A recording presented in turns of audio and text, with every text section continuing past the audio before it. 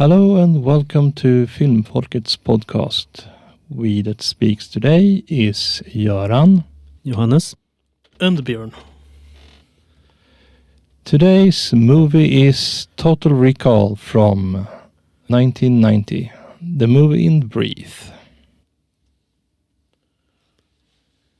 It's 2084. Construction worker Douglas Quaid keeps having dreams of Mars. He wants to be someone special and seeks out the services of Recall Incorporated, which specializes in implanting memories of events people want to experience. Holidays and the like. Rejecting the offer of a pleasant vacation, Doug opts for the so-called ego trip, an adventure as a secret agent, injected into the real ongoing struggle between Kyoto's independence fighters and Administrator Corhagen's corporate colonial authority. Something happens during the procedure, and soon Quaid is on the run and out to recover his true identity as part of the Mars resistance movement. But is he really?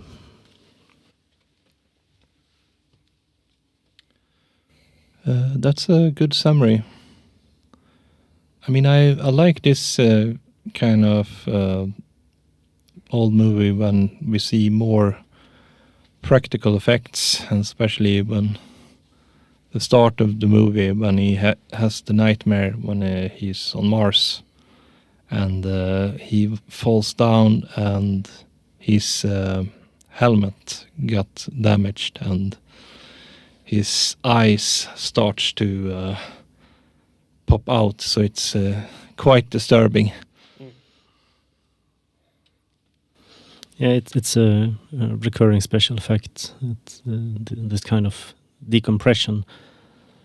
It's very well done. The movie has some very interesting practical effects like that, with very creative uses of makeup, especially for the Martian mutant population, who have all been severely deformed by the substandard filters in the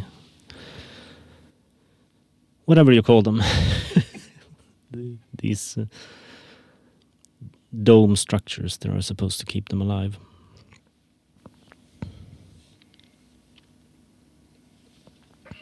You also have Paul Verhoeven's trademark love of this very excessive violence, and I think that is part of his broader commentary, because he almost every movie he makes is heavy with satire, and scenes like these are kind of a marker of the excessive violence culture, I guess. It's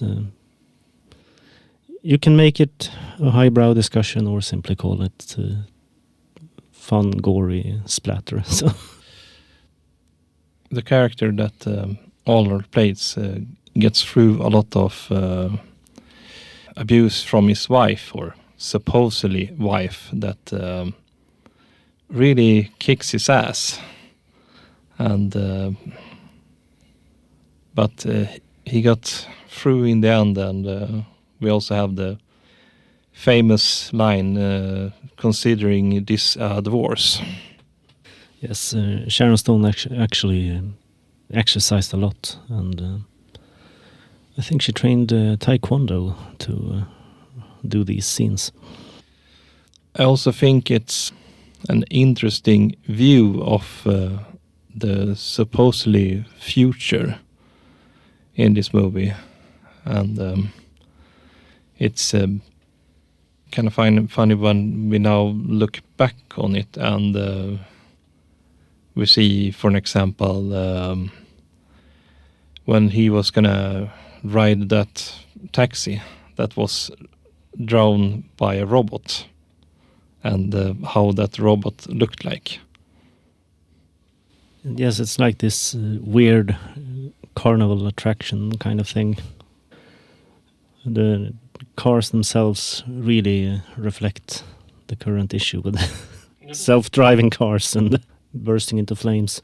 Cannot help but do the Tesla jokes, considering just what he said. Electric cars driving on their own, having malfunctions and exploding in spectacular fashion.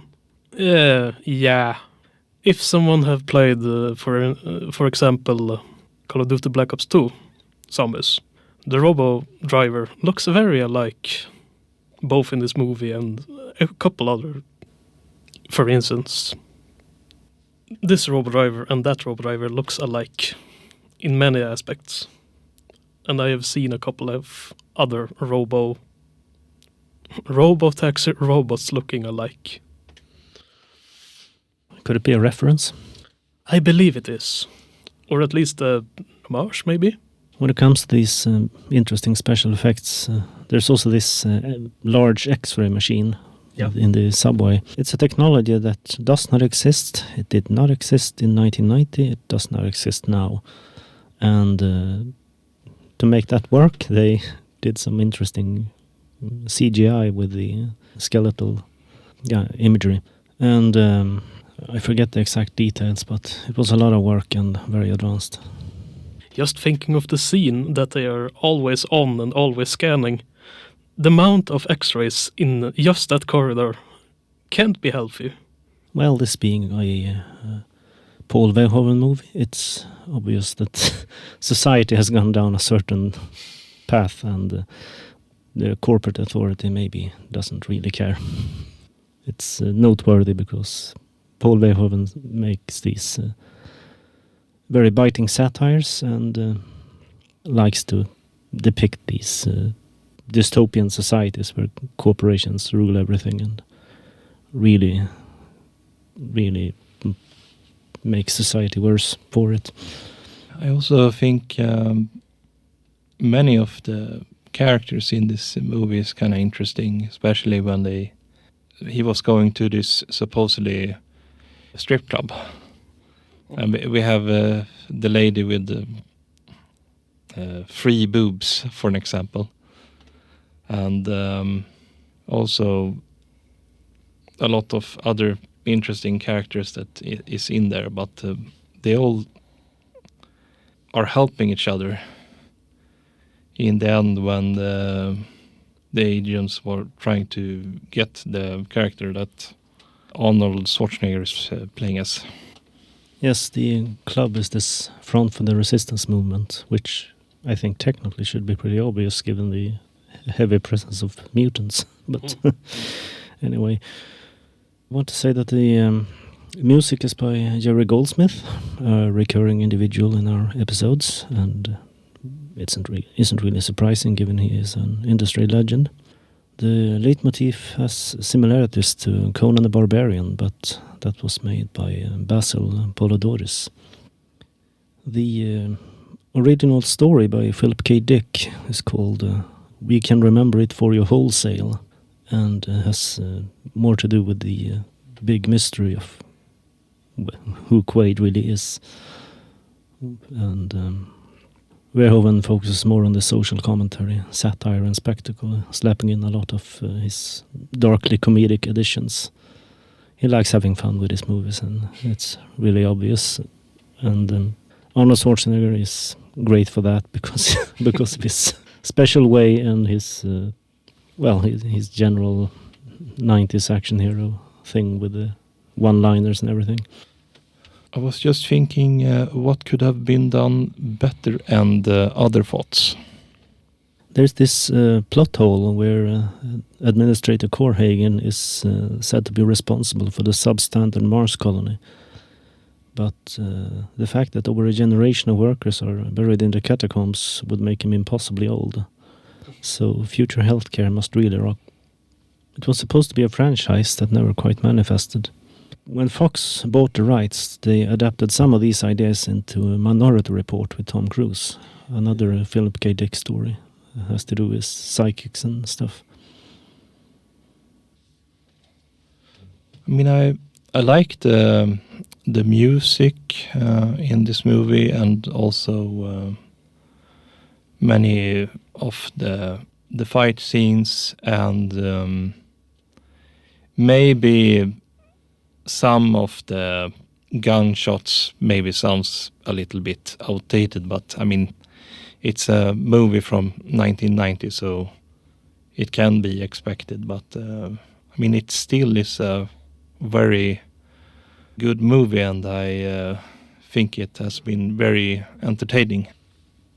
Yes, you have these stock sound effects that you can recognize from other scenes. I also reacted to these guns they're using to have a really weird sight up top, and beside that I read that they're actually recycled from Predator 2. I mean, other than that, I think I like most of the effects, especially when they are using the holograms in like the end of the movie. I think they still look cool today. So I mean, I haven't seen I know that they have made a remake of this movie. I mean, that could be something that we can watch someday in the future. Something to consider. It wasn't well received, but could be interesting for that purpose. I think I actually have it on the shelf at home, but I don't actually remember watching it. So maybe it was forgettable. When it comes to future projects, I might suggest The Sixth Day, which is another Arnold Schwarzenegger sci-fi action movie about cloning. And as I have done before, I want to suggest Verhoeven's Starship Troopers. Yeah, sounds good. Do you have any other ideas for next time? Well, I've said mine. Yeah, I mean, if we are a full group, we might watch Pirates of the Caribbean or The Nice Guy. Yeah, we talked about that. It would be better to have a full group for that. I wish you all goodbye for this time, and don't forget to watch, like, and subscribe. See you next time. Goodbye. Bye for now.